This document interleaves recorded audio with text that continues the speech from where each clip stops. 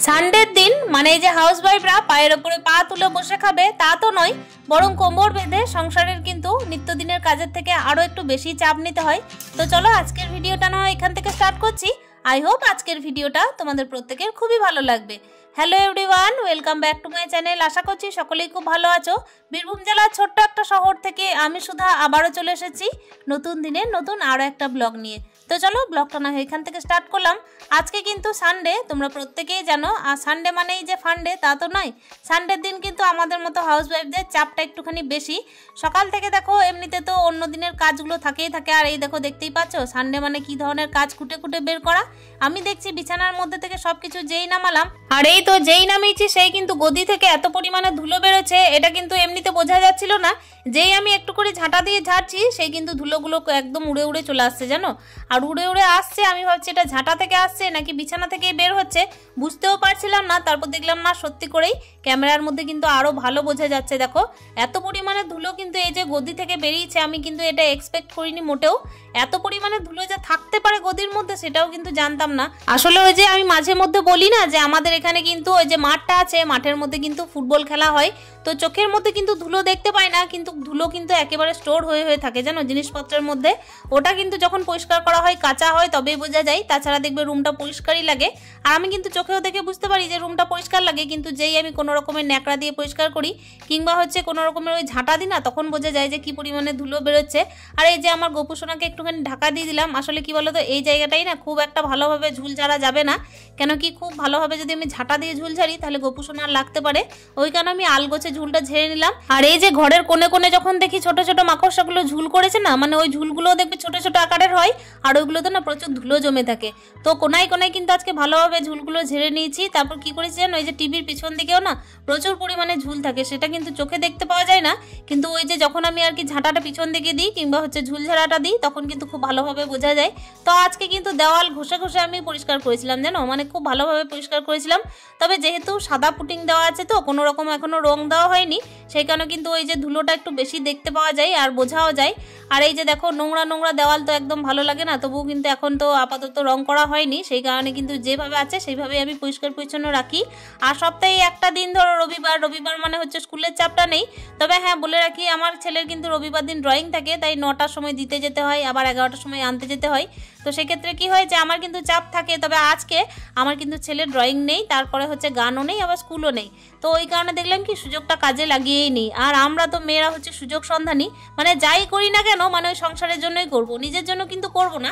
আজকে যেহেতু যে ছুটি আছে, মানে সকাল থেকে খাবো দাবো একটু রেস্ট করবো, এরকম চিন্তা ভাবনা তো আমাদের থাকেই না। পায়ের ওপর পা তুলে যে বসে খাবো এরকম চিন্তা কিন্তু আমাদের মধ্যে নেই বলো। রবিবার মানে ওই যে কোমর বেঁধে লেগে পড়বো, কি কাছাকাছি করব, কোথায় গিয়ে ঝুল ঝাড়বো, কোথায় আর কি নোংরা জমে আছে, কোন কোটোগুলো ধুতে হবে ভালো করে, এইরকমই চিন্তাধারা দেখবে বেশি থাকে। ওই কারণে কি করলাম যে যাই হোক একটা দিক তো আমাকে মানে সেরে নিতে হবে। আর যেহেতু রুমের মধ্যে মানে বেডরুম, বিশেষ করে বেডরুমের মধ্যে দেখবে সারাদিনের ওই ক্লান্তিটা কাটে, সারাদিনের ক্লান্তি যেখানে কাটে সেই রুমটা যদি ঠিকঠাক না হয় না তাহলে দেখবে একদম ভালো লাগে না, মানে ওই মনটাও খিচিবিচি হয়ে যায়। তো ওই কারণে দেখলাম যে না আজকে সেরেই ফেলি কাজটা। আর সপ্তাহের একটা দিন তো মোটামুটি করা যেতেই পারে। তবে হ্যাঁ এই ইদানিং কি হচ্ছিল যে সপ্তাহের একটা দিনও করা হচ্ছিল না। তারপর তো আবার এক্সট্রা চাপ বেড়ে যাবে, যেহেতু আমার ছেলের তো মানে পরীক্ষা ধরো এগিয়ে এলো। পরীক্ষার সময় কিন্তু আর কোনো রকমের কোনো কাজে হাত দেওয়া যায় না, যেটা আর কি নিত্যদিনের কাজ থাকে, তো সেইটুকুই। এক্সট্রা কিন্তু ওই ঝাড়াঝাড়ির ব্যাপার, তারপর মোছামুছির ব্যাপার, এই কাজগুলো কিন্তু করা যায় না। আর এই যে জানলার মধ্যে সাদা মার্বেলে কিন্তু প্রচুর পরিমাণে ধুলো জমে। ভিডিওর মধ্যে প্রায় দিন দেখে থাকবে যে আমি কিন্তু জানলাটার মধ্যে অনেকবার কিন্তু জল দিয়ে পরিষ্কার করি, তবুও কিন্তু ওই যে ধুলোগুলো এসেই যায়। আসলে বাইরে দেখতেই পাচ্ছ জানলা দিয়ে যে ফাঁকা মাঠ কিন্তু সামনে রয়েছে, আর ফাঁকা মাঠটার মধ্যে প্রত্যেকদিন ফুটবল খেলা। তো ফুটবল খেলা যেহেতু আমাদের ঘরের সামনেই, সেহেতু ফুটবল খেলায় যে কি পরিমাণে ধুলো জমতে পারে সেটা খুব ভালোভাবেই বুঝতে পারছো।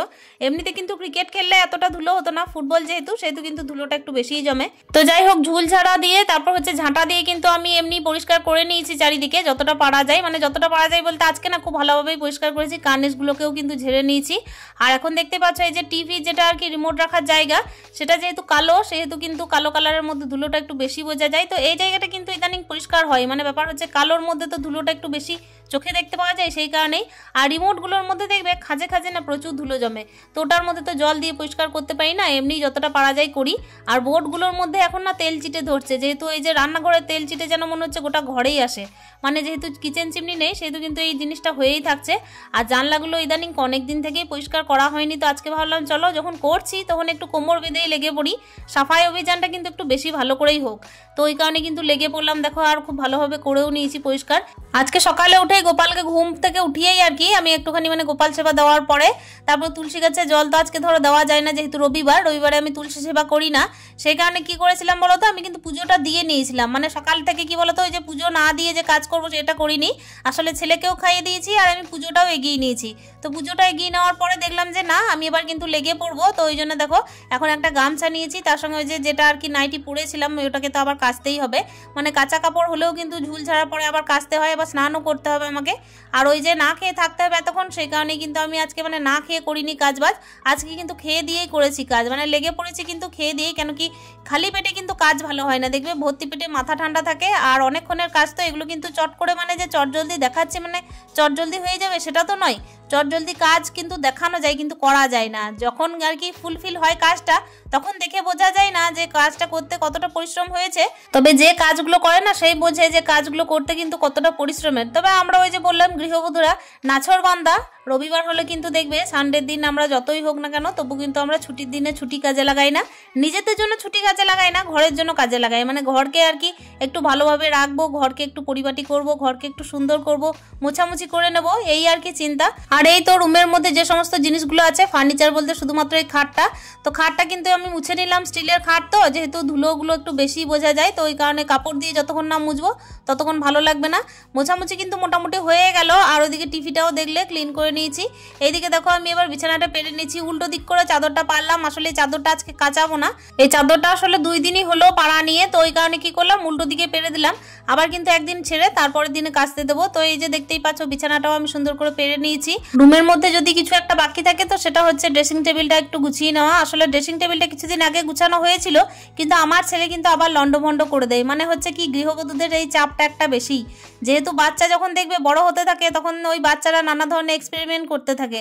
এখন তো আমার ছেলে যেহেতু 10+ বছর বয়স হয়ে গেল, তো সেই কারণে কি করে ও এক্সপেরিমেন্টটা একটু বেশিই করে, নানা ধরনের আর কি রকেট বানাবে, তারপর রকেট লঞ্চ করবে, তারপর হচ্ছে নৌকা বানাবে, গাড়ি বানাবে। তো এই কাজগুলোর জন্য ওকে ছেড়েও দিতে হয়, কেন কি এখন দেখো একান্নবর্তী পরিবার তো আর নেই, মানে একা একা পরিবার, ওই কারণে একটুখানি ছেড়েও দিতে হয়। মানে খেলবেই বা কি নিয়ে আর খেলবেই বা কার সঙ্গে, যদিও বা ছুটির দিনগুলোতে কিন্তু পাড়ার ছেলেগুলোর সঙ্গে খেলে, আর ছুটির দিন তো প্রত্যেক দিন পাবে না, ঘরের মধ্যে যখন আর কি খেলে তখন কিন্তু এরকমই করে স্কুল থেকে এসে। আর এই তো অনেক গল্প গুজব করতে করতে দেখো ঘরটাও আমি পরিষ্কার করে নিয়েছি। আর ঘরটা পরিষ্কার করার পর না যে সমস্ত জিনিসপত্রগুলো আছে, ছোট হোক বড় হোক কিংবা হচ্ছে কম হোক বেশি হোক, সেই সমস্ত জিনিসগুলোই কিন্তু দেখবে একটুখানি চকচক করে, পুরনো হতে পারে কিন্তু কি বলতো ওই যে মোছামুছি পাই না, একটা নারীর হাতে ছোঁয়া লেগে কিন্তু একটা রুম সুন্দর হয়ে যায়, সত্যি কথাই তাই। ওদিকে কিন্তু আমি ঘর দৌড়গুলো সমস্ত কিন্তু ঝাড় দিয়ে বের করে নিয়েছিলাম, প্রচুর ধুলো ছিল।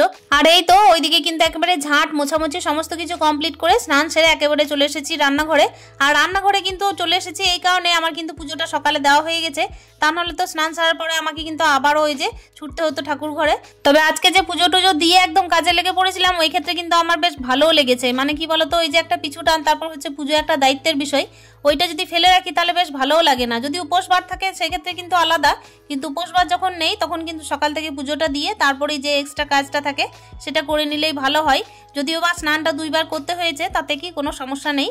আর এই যে দেখো আরো একটা এক্সট্রা কাজ যেটা বাড়িয়েছি সেটা হচ্ছে ছোট ছোট পেঁয়াজগুলো কেটে, যখন আমি চিকেনটা ম্যারিনেট করছি তখন কিন্তু দেখছি বড় পেঁয়াজগুলো একেবারে শেষ হয়ে গেছে। তো এই পেঁয়াজগুলো কিন্তু পাড়াতে বিক্রি করতে এসেছিল, সেক্ষেত্রে দেখো আমার কিন্তু মনে হচ্ছে পেঁয়াজগুলো নিয়ে আমি একটু ঝামেলাই করেছি, কেন কি ওই ছোট ছোট পেঁয়াজ কিন্তু সকাল থেকে কেটে কেটে বসে থাকার আমার একদম সময় নেই। বড় বড় পেঁয়াজগুলো কিন্তু চটজলদি কাটা যায়, কিন্তু এই ছোট ছোট পেঁয়াজগুলো না ওই খোসা ছাড়াতে, তারপর একটা একটা করে বেছে নিতে কোনটা কাটবো কোনটা না, সবগুলো ভালোও ছিল না আবার। তো এই ক্ষেত্রে আমার একটু সমস্যাই হচ্ছিল। আজকে যেহেতু ছুটির দিন ছিল বলে এই কাজটা হলো, কিন্তু অন্যদিন হয়ে উঠবে না। আমি সকাল টাইমে ভাত আর মুড়ি খাবারটা করে রেখে দিয়েছিলাম, মানে সকাল টাইমে একটুখানি কুমড়োর তরকারি করেছিলাম, একটু ডাটা আর আলু তার সঙ্গে হচ্ছে কুমড়ো এই মিশিয়ে একটা সবজি করে রেখেছি। আর তার সঙ্গে এখন ধরো চিকেনটা করব, আর কিছু রান্না করব না, ভাতটা তো অলরেডি হয়েই গেছে। আমি কিন্তু ছেলেকে এক টাইম খাইয়ে দিয়েছি। আবার যখন আমি রান্না করতে এলাম তখন কিন্তু ঘড়ির কাঁটায় বাজে ওই 12:30 12টা মতো। আর এরপর যে আমার দায়িত্ব শেষ তাও নয়, রান্না বান্না করতে করতে আমাকে আবার ছেলেকে ডাকতে যেতে হবে, কেন কি আমার ছেলে কিন্তু বাইরে গেছে খেলতে, সাইকেল নিয়ে গেছে, প্রচন্ড ধুলোবালি মেখে আসবে। ভেবেছিলাম আজকে চুলটা কাটিয়ে দেবো, প্রচুর চুলটা বড় হয়েছে, কিন্তু ওই যে আর একটা এক্সট্রা কাজ যেটা করছিলাম সেটা হচ্ছে ঘর ঝাড়া, তো একদিকে কিন্তু করতে করতে ওকে বাইরে নিয়ে যাওয়া যাবে না। আজকে তো ওইদিকে হলো না, আবার ঠান্ডা ঠান্ডা একটু ওয়েদারটাও ছিল, মানে 2 দিন যাবত তো বৃষ্টি হয়েছে, হাওয়াটা একটু দিচ্ছিল, তো আজকে ওই কারণে চুলটা কাটালাম না। দেখা যাক, যদি একটা দিন ছুটি পাই তাহলে হয়তো ওই কাজটা করে নিতে পারবো। আর আমাদের মতো গৃহবধূরা যাদের কিনা একা সংসার, তাদের তো ধরো সব দিকে মানে চাওয়া খুব মুশকিল, একদিকে চাইতে চাইতে অন্যদিকে হাত দেওয়া যায় না। তবে হ্যাঁ, ওই বুদ্ধি শুদ্ধি করে আর কি করে নিতে হয়, একটুখানি কাজের ফাঁকে কাজ বুঝে কিন্তু করে নিতে হয়, যেদিন সময় পাই সেদিন সেই কাজটা করে নিই। আর এই যে দেখতেই পাচ্ছ চিকেনটা ম্যারিনেট করে রেখেছিলাম, আলুগুলো তো এইদিকে কষিয়ে আমি তুলে নিলাম লবণ হলুদ দিয়ে। রবিবার ছাড়া কিন্তু চিকেনটা দিনের টাইমে আমি কোনোবার মানে করিও না, আসলে কি বলতো, ছেলে তো থাকে না, তাহলে করবো কার জন্য? সকাল টাইমে যদি ও মাছের ঝোল ভাত খেয়ে যায় তাহলে তো খুব সুবিধা হয়, কেন কি মাছটা দেখবে চটজলদি হয়ে যায়, আর এমনিতে দেখবে চিকেন টিকেন হতে চায় না, চিকেনের তো একটা এক্সট্রা ঝামেলা আছে, ওই কারণে দেখবে রবিবার ছাড়া হয় না।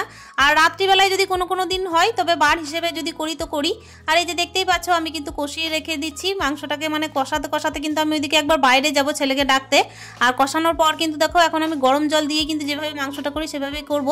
আমি কিন্তু প্রত্যেকদিন জানো তো এত চাপের মধ্যে থাকি না, তবু কিন্তু চাপটা যেদিন রবিবার আসে তবু দেখো মনের মধ্যে একটুখানি হালকা বোধ হয়। হালকা বোধ হয় কি কারণে? যে ছেলেকে তো আমাকে স্কুল পাঠাতে হবে না। আর এই তো গল্প করতে করতে দেখো চিকেনটা হয়েও গেল, চিকেনের ঝোল আর ভাত, তারপর হচ্ছে কুমড়ো আলু ডাটার তরকারি, এই দিয়ে আজকে খাওয়া দাওয়া সেরে নেবো। আর একেবারে ব্লগের লাস্ট মুহূর্তে চলে এসেছি।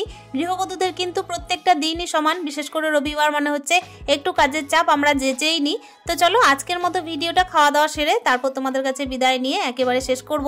দেখা করছি তাহলে অন্য দিনের অন্য আরও একটা ভিডিও নিয়ে। আশা করছি আজকের ভিডিওটা ভালো লেগেছে, লাগলে অতি অবশ্যই কমেন্টে জানিও। অন্য দিনের অন্য ভিডিও নিয়ে আসছি। স্টে হ্যাপি, হ্যাপি মন, টাটা।